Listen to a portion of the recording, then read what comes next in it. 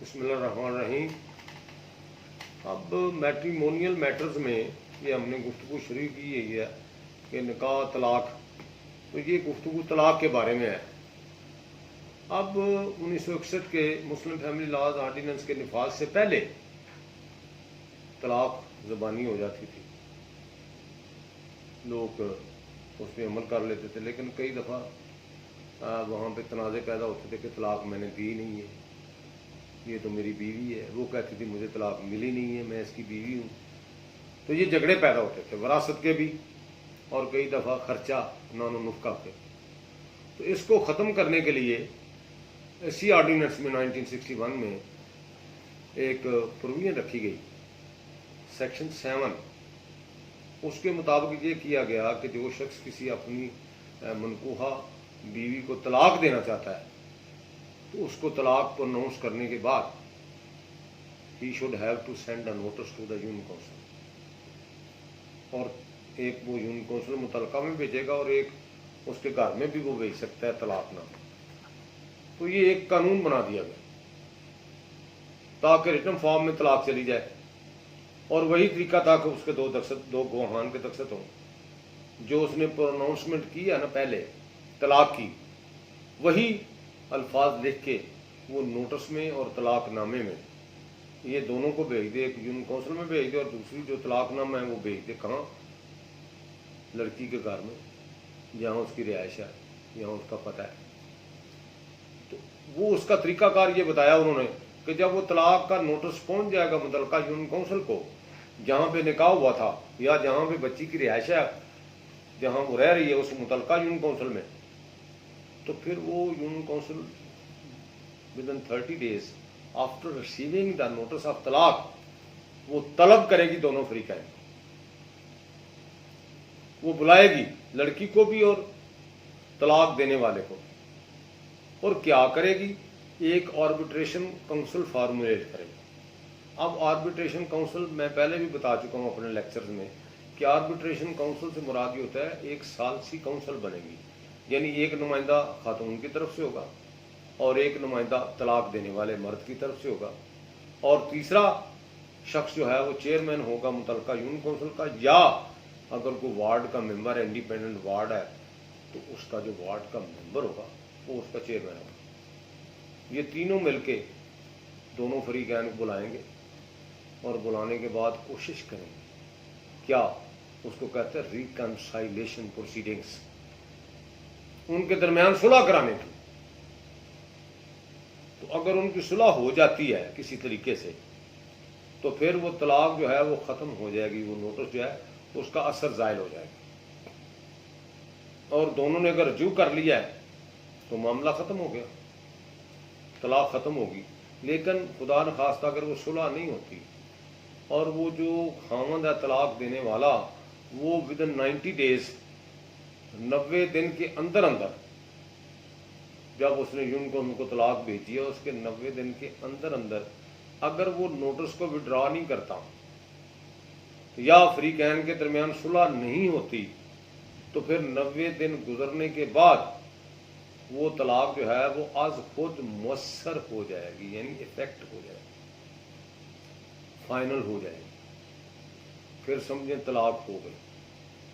وہ جو ریکنسائلیشن والا وقت تھا وہ گزر گیا، تو اس کے بعد وہ طلاق ہو جائے گی، معاملہ ختم ہو گیا بٹوین دا پارٹیز۔ تو یہ انہوں نے ایک طریقہ دیا ہے۔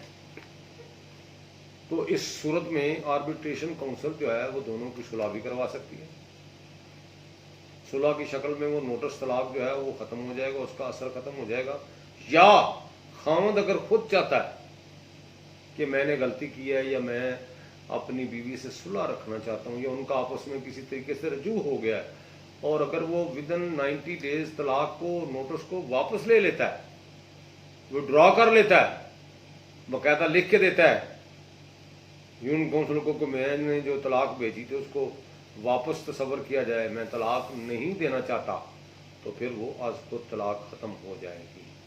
تو اصولی طور پہ یہ قانون میں یہ لکھا گیا نکلا کہ 90 دن بڑے اہم ہیں، اس کے اندر طلاق وڈرا بھی ہو سکتی ہے، اس کے اندر صلح بھی ہو سکتی ہے، اور اس کے گزرنے کے بعد طلاق مؤثر نہیں ہو سکتی. تو یہ طریقہ انہوں نے بنایا کیونکہ کئی جھگڑے پیدا ہوتے تھے.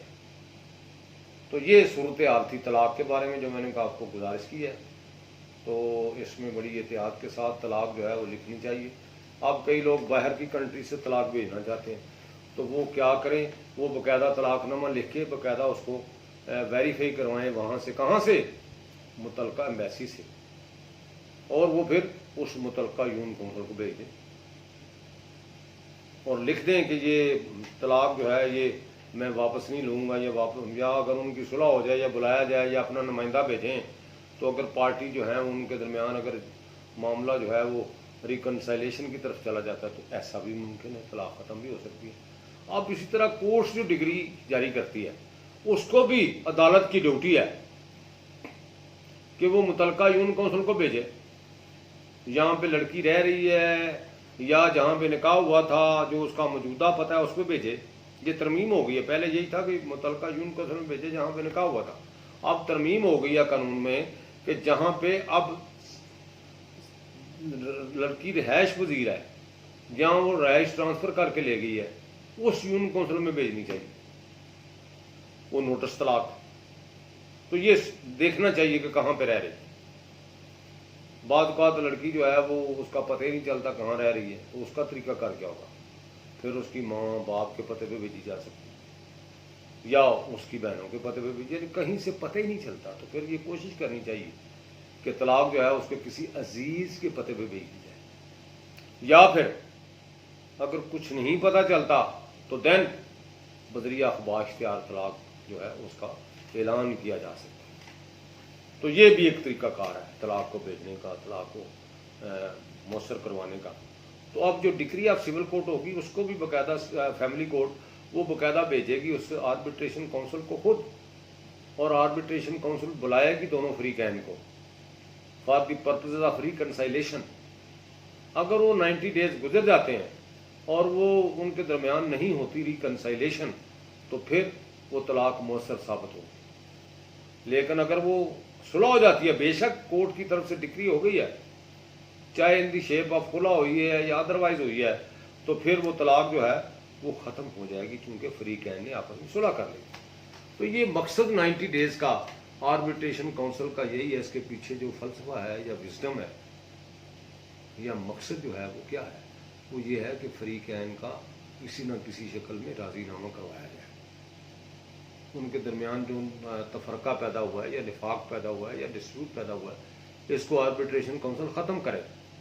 تو ایسی صورت میں بے شک ڈگری سول کورٹ سے ہو جائے, فیملی کورٹ سے, لیکن اس کے باوجود بھی اگر وہ طلاق بھیجی جائے آربیٹریشن کونسل کو تو اس کو یہ اختیار ہے کہ ان کی صلح کروا دے اور طلاق کو ختم کر دے 90 days گزرنے سے پہلے. اگر 90 days گزر جائیں گے تو پھر on the basis of the degree of the family court وہ طلاق جو ہے وہ مؤثر ہو جائے گی, چاہے وہ خلا کی ہو یا ویسے ہو. اب خلا جو ہے یہ ایک ایسی گراؤنڈ ہے, اور یہ جس طرح کہتے ہیں نا جی مرد کو اختیار ہے طلاق دینے کا عورت کو, اور انفیٹرڈ پاورز ہیں اس کے پاس, کوئی قطغن نہیں ہے اس پہ, فریلی وہ طلاق دے سکتا ہے at any time when he desire. اسی طرح خاتون کو ایک رائٹ دیا گیا ہے کہ وہ جب چاہے آن دی بیس آف خلا she can claim separation through the degree of the court. وہ کہہ سکتی ہے کہ مجھے اس سے نفرت ہو گئی ہے, میں اس کے ساتھ, کسی کو زبردست تو کسی کے ساتھ نہیں رکھا جا سکتا, نہ باندھا جا سکتا ہے. تو اگر وہ کہے کہ میں اس کو پسند نہیں کرتی تو پھر it is the duty of the court to give verdict in respect of dissolution of marriage in favour of the lady. وہ فوری طور پہ طلاق کر دیتے ہیں. یہی ہوتا ہے آج کل. صرف کورٹ میں آنے کی ضرورت ہے, وہاں کہنے کی ضرورت ہے کہ مجھے پسند نہیں ہے, کیونکہ کورٹ ایک تاریخ رکھتی ہے ریکنسائلیشن کی. تو ریکنسائلیشن میں وہ کہتی ہے جی مجھے پسند نہیں ہے, میں نے آباد نہیں ہونا. کورٹ کوشش کرتی ہے لیکن خاتون مانتی نہیں ہے, تو پھر اس کا طریقہ کار کیا ہے, کیا نتیجہ نکلے گا؟ خلا کی شکل میں. تو خلا کی شکل میں اسے طلاق دی جا سکتی ہے. اور اس کے پیچھے جو فلسفہ ہے وہ یہ ہے کہ بینیفٹس ہوں, جو بینیفٹس خاتون نے لیے ہوئے from her husband in the shape of property اور in the shape of money as a dower, اس کو پھر اس میں سے کچھ دینا پڑے گا یا سب کچھ چھوڑنا پڑے گا. या वापस करना पड़ेगा। तो ये खुला का फलसफा है। बाद औक़ात तलाक के तहत कुछ भी नहीं वापस होता, तो वैसे तलाक हो जाती है। बाद औक़ात अगर क्लेम करता है खावंद स्पेसिफिकली, तो फिर कोर्ट को उस पर गौर करना पड़ता है। तो ये है तरीक़ाकार तलाक का। ज़ुबानी तलाक बेशक हो जाती है लेकिन साबित नहीं होती। उसका चूंकि तरीक़ाकार इख्तियार नहीं किया गया, इसलिए कानून उसको नहीं मानेगा और उसके लिए बड़ा स्ट्रॉन्ग प्रूफ चाहिए। लेकिन ये तलाक का जो तरीका है ये रिटन फॉर्म में है। अगर ये तलाक ह्यूमन काउंसिल का सर्टिफिकेट मौजूद है और मौसर हो चुकी है, तो date can be treated as a तलाक, और वो विरासत में भी काम आ सकती है, मेंटेनेंस में भी काम आ सकती है।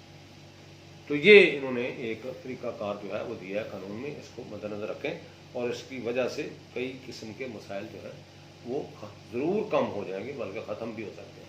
Thank you very much.